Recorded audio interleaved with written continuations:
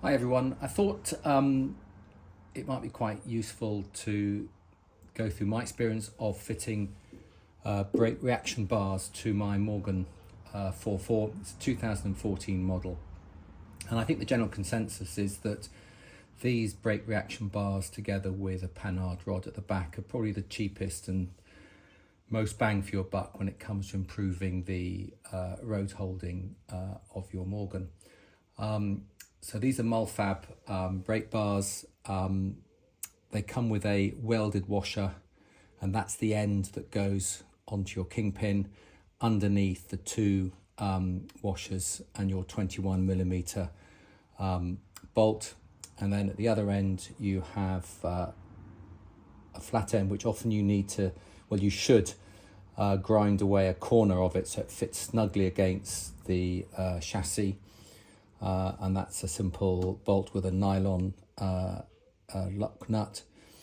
So I thought I'd just go through how I fitted this by actually doing the same thing on the other side, showing you the sort of process. I've got to thank a lot of people. I've been on a number of forums and had some really helpful advice from people. This is the first time I've done it, so I'm no expert, but I think at least I hope I've done this correctly. If you feel I haven't, then please comment below. But as a newcomer to Morgans, but having had quite a lot of experience of working on cars, I always find a video paints 1,000 words. So here goes. So this is the left side of the vehicle, nothing fitted yet. This is the Mulfab brake reaction bar. One end, as you can see, is rounded with a washer welded to it, and that end goes underneath the top bolt and its washers, and the other end goes down against the chassis.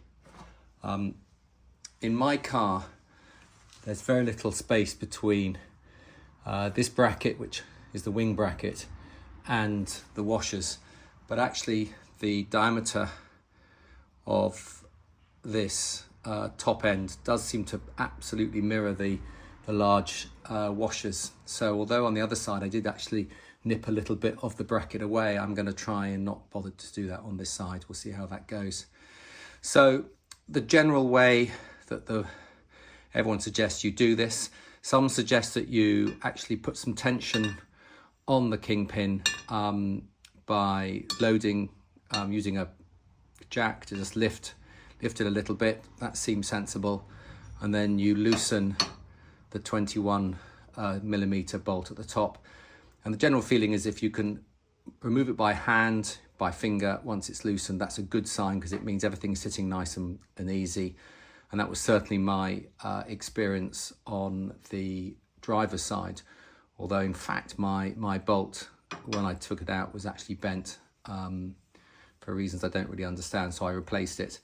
But yes, so the idea is that you take the tension off these springs with a bit of lift from a jack, loosen this, take it off, immediately put this end under there, put the bolt back in.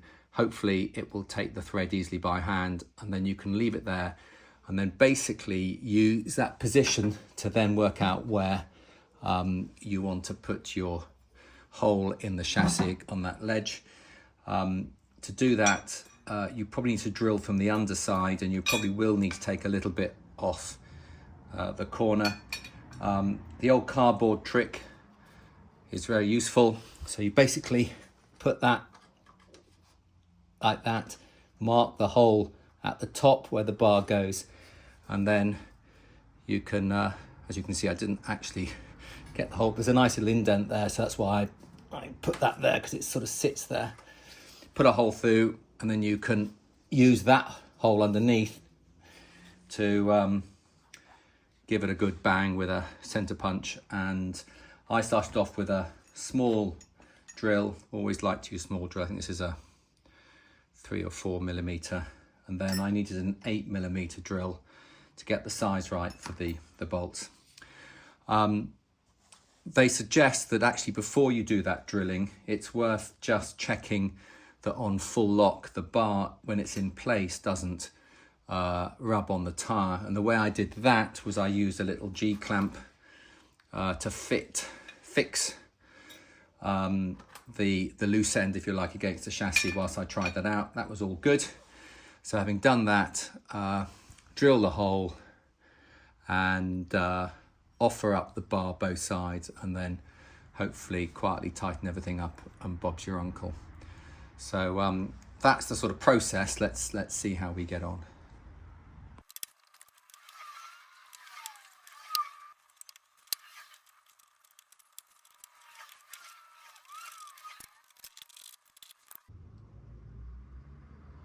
So you can see I'm going to need to take a corner off that to make it fit. This has gone back in place, which is fantastic. I'm actually going to take it off, obviously, to grind out this, and I'm going to put it back without the washers so I can clean them off and lubricate them before fitting it all again. But I always put this back every time, just in case something shifts and I end up losing the thread. So I'm just going to stick a bit of grease on these two washers, given that they need to move nicely from side to side. I've also put a little bit of grease on this. So we're now going to basically fit it all up. So hopefully take this out for the last time.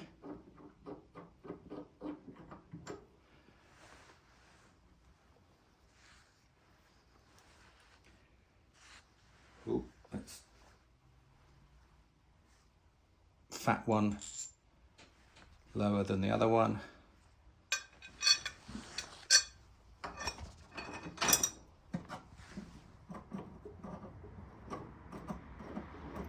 And we're good at fitting nicely, and I'm just checking that the brake reaction bar isn't abutting onto the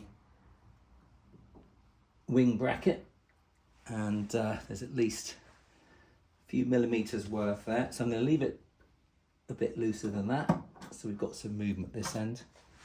And now I can concentrate on this end,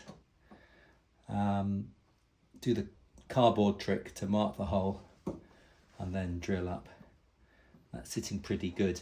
Now what you can do at this point is, and I'll do it, is you can just check that the brake reaction bar isn't going to rub on your wheel at full lock. So let's do that. So you can see brake reaction, I've just used a little G-clamp, or cramp as my metalwork teacher used to tell me at school, onto that. So that's nice and firm, and now I can put a wheel on and see whether it rubs or not. So here we are at full lock. Woohoo! A little noise from the brakes, not from the bar. And let's just see if I can see.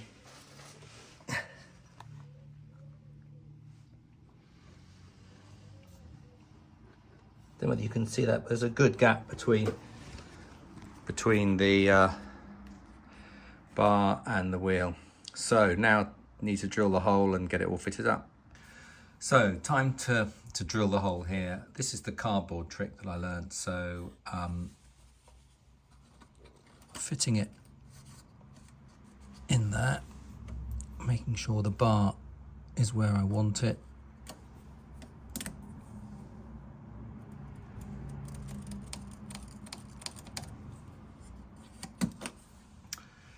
So that's where the hole goes, and I can now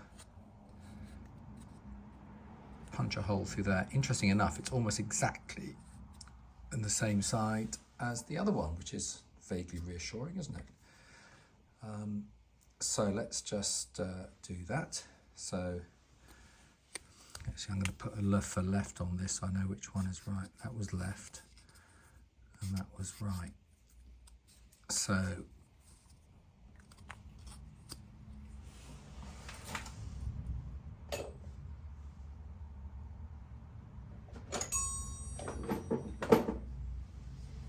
just using a punch to just simply stick it in. Can't see what I'm doing, but I'll show you when I'm done.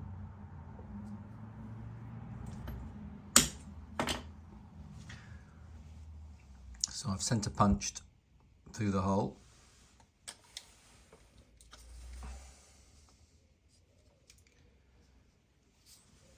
So ignore the black there, that's centre punch there, just off from that.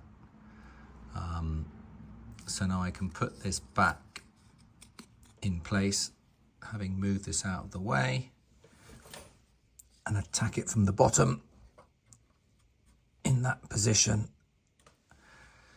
Got to be careful, this is the indicator wing. I've obviously removed the bracket there, so that you can see that, but I've removed the bracket there so that it doesn't get fouled by the drill. So it's drill time. As I said earlier, I'm going to use a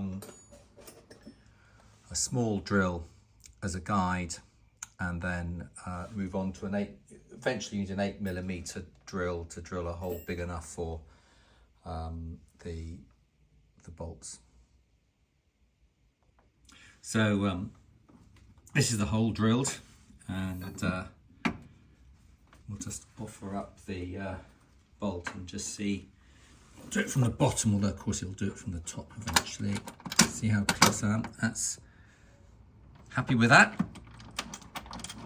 So now the next job actually is one that you probably wouldn't have to do on yours, but you might.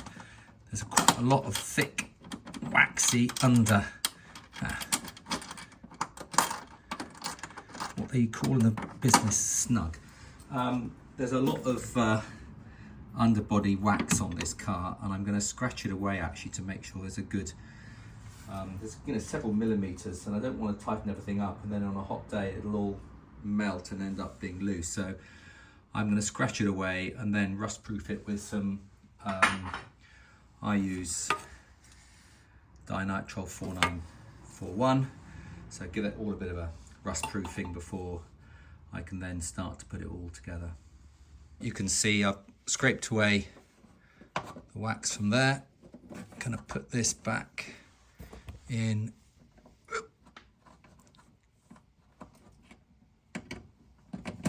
Again, a little bit of 4941. But you can see it's much thinner than the waxy stuff. Do the same underneath. I was quite surprised, there's quite a gap between those two sections of the chassis. Bolt with washer. Oh, classic.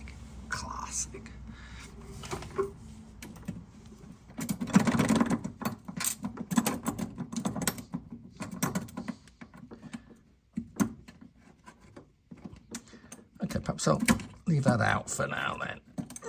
That's better. Yeah, there we go. Now I can put it back. Actually, I'll leave it out whilst I bolt it up. So, and there's a washer and the nylock.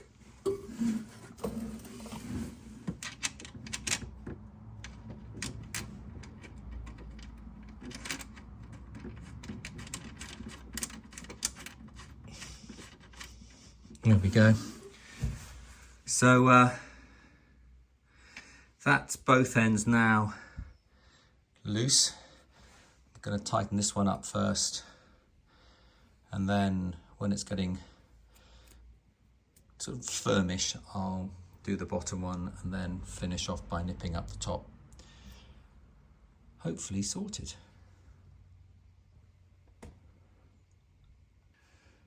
And there we go, we're done. Just a little bit more, because I'm like that. But that's all done. Top bolt is done. I just used a simple open spanner and just did it enough. Yeah, still a bit, but not not hard at all, didn't lean on it.